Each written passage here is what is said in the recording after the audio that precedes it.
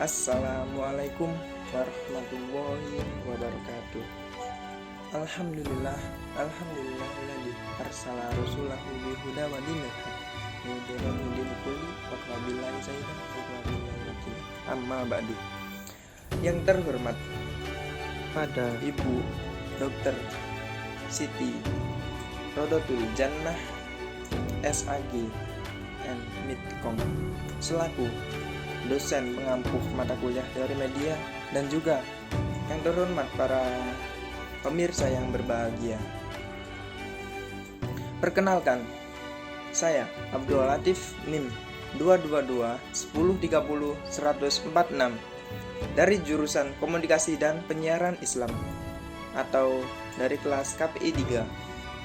Para pemirsa, dalam video singkat ini kita akan membahas fenomena media sosial dan hubungan dengan komunikasi dan penyiaran Islam serta teori media. Seiring dengan perkembangan teknologi, media sosial telah menjadi salah satu media komunikasi yang paling populer dan berpengaruh di dunia saat ini. Sebagai umat muslim, kita harus memahami bagaimana media sosial dapat mempengaruhi perilaku dan pandangan kita terhadap agama dan masyarakat. Fenomena yang akan kita bahas seperti seorang mahasiswa UINHAS Jember mencari informasi tentang jadwal sholat di daerahnya tertinggal. Dia mencari di internet dan menemukan informasi yang benar di media sosial dan website resmi masjid di daerah tersebut. Namun ada juga informasi yang salah di beberapa akun media sosial yang tidak resmi. Mahasiswa tersebut memilih untuk meminta informasi langsung dari petugas masjid setempat agar informasi yang diterima benar-benar valid. Setelah mendapat informasi yang benar, mahasiswa tersebut berhasil mengetahui jadwal sholat yang benar dan memperoleh manfaat dari informasi tersebut. Studi kasus ini menunjukkan bahwa kita harus bijak dalam memilih sumber informasi di media sosial dan selalu memverifikasi kebenaran sebelum mengambil tindakan yang lebih lanjut. Teori media yang relevan dalam studi kasus ini adalah teori validasi dan user identifikasi.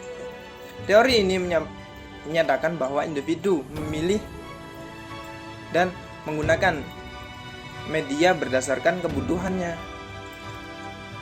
keinginan, dan preferensi mereka.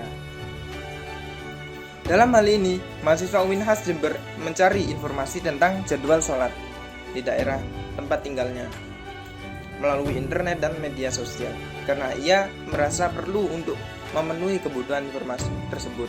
Namun, mahasiswa tersebut juga menunjukkan kecerdasan media dengan memilah sumber informasi yang valid dan tidak valid. Ia memilih menggunakan sumber informasi resmi dari website masjid dan memverifikasi kebenaran melalui petugas masjid di tempat.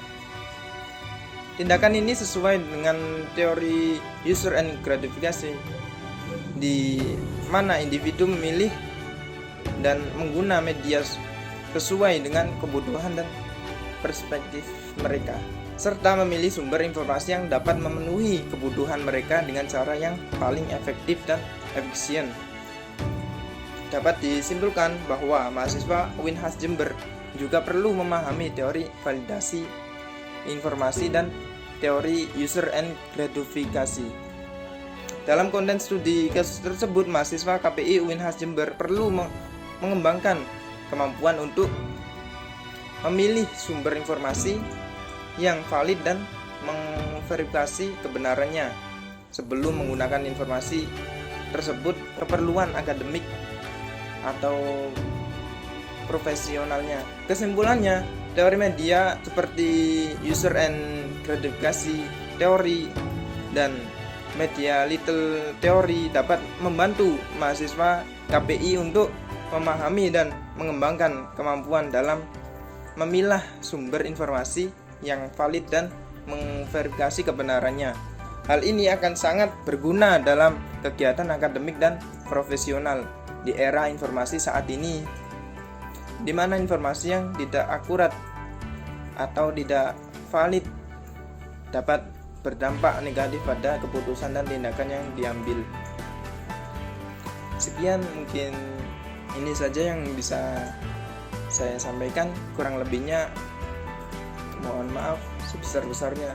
Wassalamualaikum warahmatullahi wabarakatuh.